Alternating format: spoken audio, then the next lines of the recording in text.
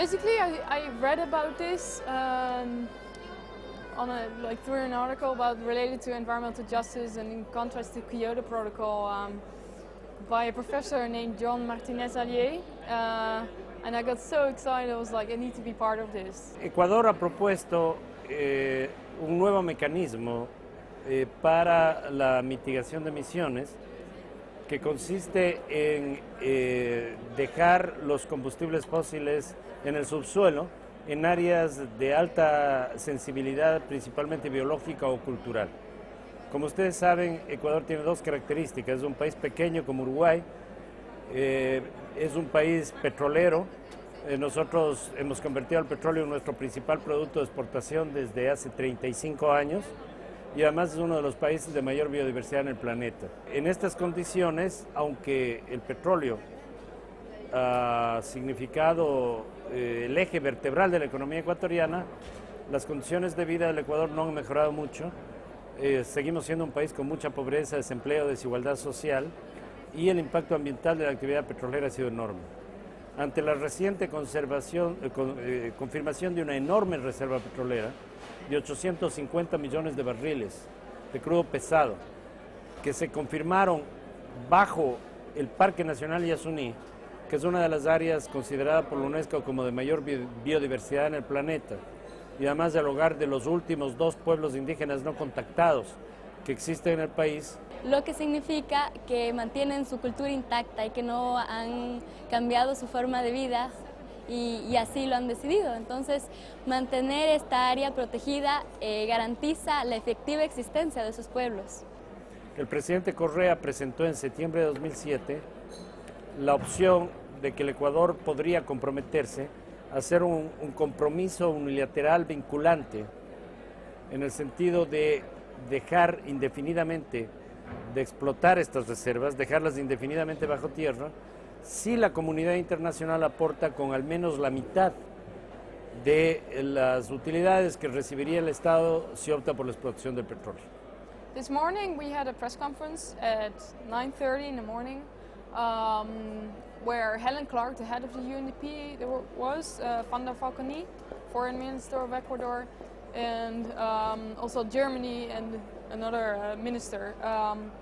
Basically, the press conference was announcing that the contract with the UNDP is going to be signed soon. So that was the big news, probably the most historical news ever here. Yeah, it was very exciting. Se trata de crear un fondo. Este fondo va a ser administrado por Naciones Unidas y estos fondos se utilizarían con 4 finalidades fundamentales, exclusivas. Primero, el desarrollo de energías renovables en el Ecuador. Esto significa fuentes geotérmicas, hidroeléctricas, solares y eólicas. En segundo lugar, la conservación del 38% del territorio nacional que pertenece a áreas protegidas o a bosques primarios que están bajo comunidades indígenas, en la propiedad de comunidades indígenas. En tercer lugar, la reforestación de 1 millón de hectáreas. Y finalmente, un desarrollo social con la generación de empleo sostenible en estas áreas.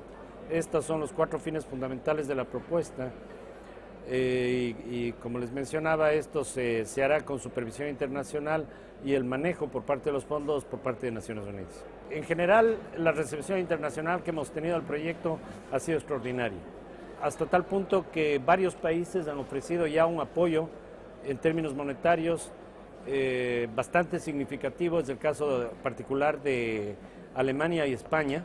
Esta es una propuesta muy innovativa.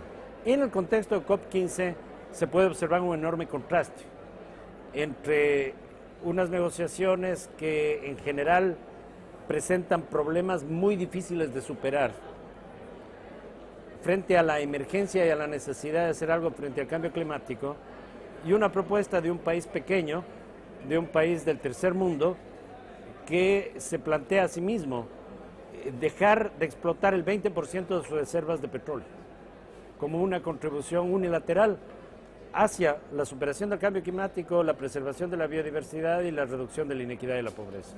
La sociedad civil está comprometida a cambiar de actitud, pero necesitamos liderazgo político Y aquí los políticos no han logrado sellar ese compromiso que necesitamos. We have so many inspiring projects. It's gonna happen.